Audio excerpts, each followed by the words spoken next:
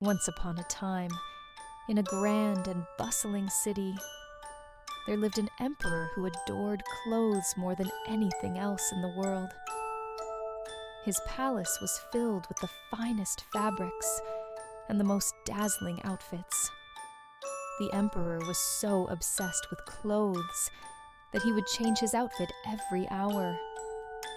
He spent all his time trying on new clothes, ignoring his kingdom's important matters. One day, two crafty swindlers arrived in the city. They claimed to be weavers who could create the most magnificent clothes imaginable, so magical that they were invisible to anyone who was unfit for their job or simply foolish. The emperor, always eager to have the most unique clothes, was thrilled. He immediately summoned the swindlers to his palace and commissioned them to make him these magical clothes. The swindlers set up their looms and pretended to work, though there wasn't a single thread on them. The emperor, curious but too proud to admit he might not see the cloth, sent his ministers to check on the progress. The ministers, upon seeing the empty looms, were baffled. They couldn't see anything but didn't want to admit it, fearing they would be seen as unfit for their jobs. So, they praised the beautiful fabric. The emperor himself decided to visit the weavers. When he saw nothing, he too was worried, but quickly praised the incredible work to avoid looking foolish. The emperor, convinced by everyone's praise, decided to wear his new clothes in a grand parade through the city. He announced the event with great excitement. The day of the parade arrived. The emperor's attendants helped him dress in his new clothes. They all pretended to hold up the imaginary fabric, complimenting its elegance. The emperor marched proudly through the city streets, believing he was wearing the most beautiful clothes ever made.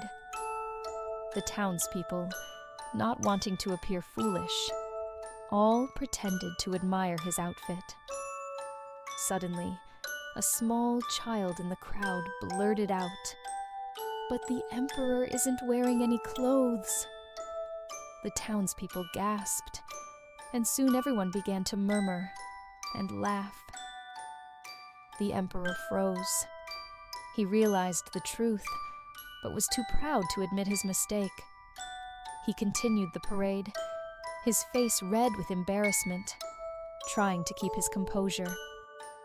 While the emperor struggled through his parade, the swindlers quietly packed up their belongings and slipped out of the city, laughing at the success of their trickery.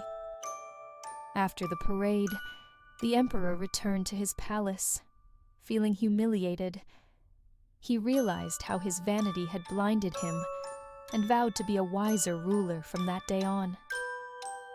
The emperor's ministers, too, were ashamed of their part in the deception. They realized the importance of honesty and vowed to be more truthful in their duties. The townspeople couldn't stop talking about the parade. While they laughed at the emperor's foolishness, they also felt a little guilty for going along with the lie. Determined to change, the emperor decided to focus on improving his kingdom rather than his wardrobe. He began by listening to his people's needs and working on important issues.